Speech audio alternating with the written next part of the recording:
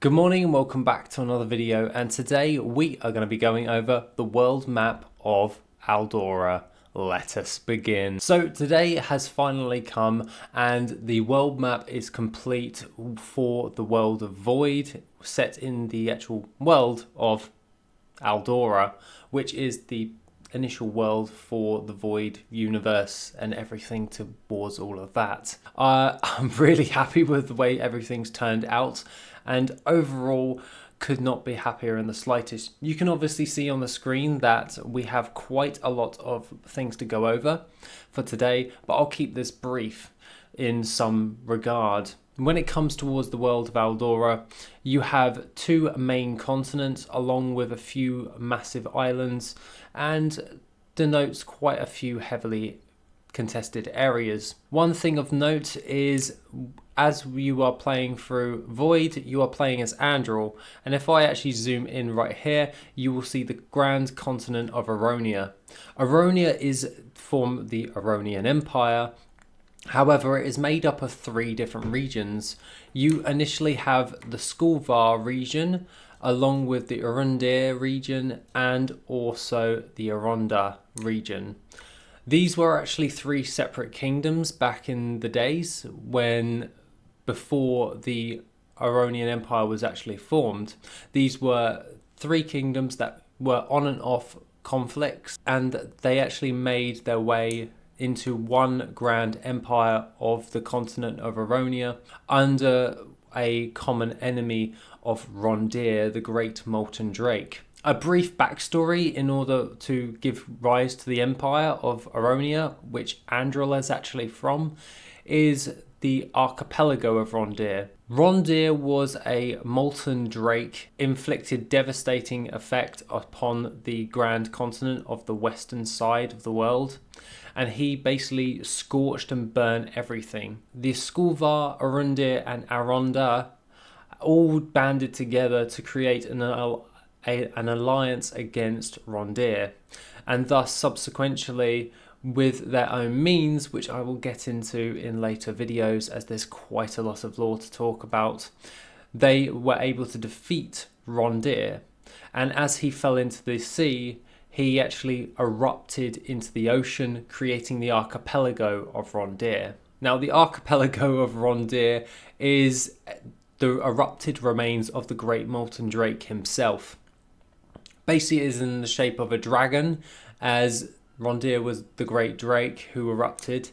However, it is home towards the Ashal, bipedal dragonids, from which they actually came to life through the lasting breath of Valendir himself. You'll find that a lot of the drakes create a lot of the races within the world of Aldora, and Aronia is home to the human race. Along with all of that, just east of the bottom side of Aronia is the home of Valendir. Valendir is the home of the dwarves. This is an offshoot where once it was connected to the great continent. However, over time it has moved slightly, and this is where the dwarves mainly make their home in the land of Valendir. Moving along with that are the floating islands of Aldora, named after the world itself. These are the home to the elves, and thus it is really hard to actually try and invade Aldora as a whole, as they are literally floating in the sky. However, they were not immune to the great molten drakes, and they do have some prehistory with those as well, along with the storm and earthen drakes. You'll find that most of the dragons and drakes are primarily drakes, as the dragons are more powerful in a sense, and thus they can do other things the drakes cannot.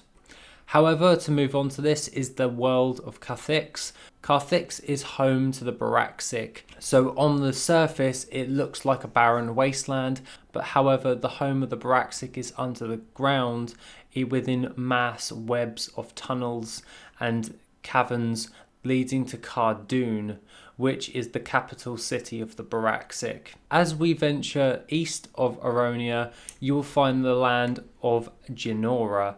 Genora is a homeland of a lot of the essence users, which you could attribute to be magi or mages, and thus they make their home in Genora.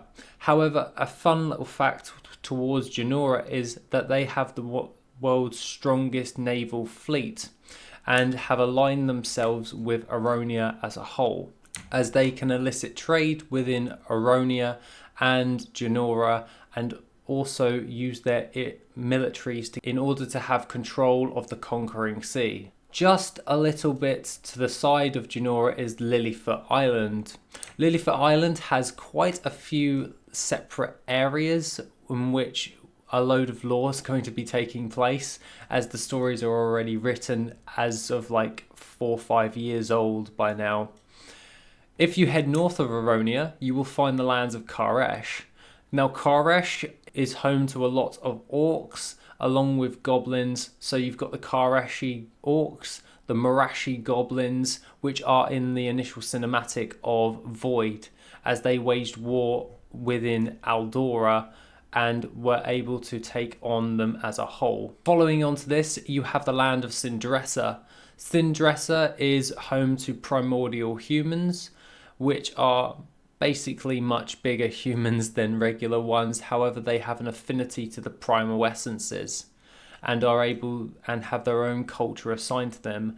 They pretty much isolate themselves from the rest of the world, and they are very hostile to anyone else who is not part of their kin. As we move over towards the continent of Dalindor, there are quite a few places. You have the Quilnar Desert, in which one character we're going to be talking about this week is actually from.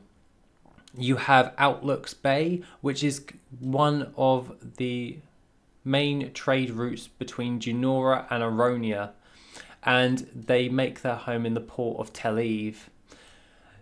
Moving on to that is the Valan Plains, a massive stretch of land where loads of different types of tribes, humans, and multiple races all have their own separate areas. These lands are so vast that conflicts between this area is quite rare. However, if you move over the mountains towards the eastern side of Dalindor is the Kestrian Wastes, a void-corrupted land of shadow and flame, and there is a hell of a lot I need to talk about for the Kestrian Wastes. There's so much of a backstory. You have the Harrowsong Mountains cutting off the hand of Quiryn and the Valan Plains, in which there are quite a few races that live in those lands. You also have a dwarven settlement of the city of Veronda. This is a smaller city than the home of Valendir. However, the dwarves have expanded towards Dalindor. These dwarves are more foolhardy when it comes towards combat than their Valendiri brethren, who focus more on their professions and crafting overall. If we head north, you will see the Snowmane Fjord. This is home to a race of primordial humans known as the Iceborn. These guys, I have a whole story, and I'm not talking about them until I can do a manga story explaining some of their legendary characters. So much happens there. It's unreal. Moving into the Forbidden Sea, you will actually have the Faded Isles. Now, the Faded Isles is a mist-stretched land just to the side of the Snowmane Fjord. Funnily enough, no one actually knows what comes from the Faded Isles. Only remnants have actually washed ashore the Snowmane Fjord. Needless to say that the Iceborn will not go near or even venture to the Faded Isles. And all of that is pretty much the map of Aldora as a whole. When it comes towards seas, you actually have, to the bottom left of the map, you have the Crimson Sea, the Forbidden Sea near the Faded Isles, the High Sea near Karesh and Cindressa, the Conquering Sea, which is in the centre part of the map, along with the Aronian Sea just to the south, and last but not least is the Twisted Sea to the right of Aronia. overall, I'm so happy with this. This is so cool. The map is done, and I can tell you a hell of a lot more about all the characters now. So happy. It's just insane. Be prepared that I'm going to be talking about this a hell of a lot more. And yeah, there's so much to talk about in the world of Aldora as a whole. Other than that, guys, thank you for watching, and if you want to check out the manga, the game, you can find that on the website dalagggstudios.com or on Steam for the Void game. Other than that, you can find everything else down in the description, like the Discord if you want to talk about this anymore. Other than that, guys, have an awesome rest of the day, and I shall see you in the next video, which will be soon.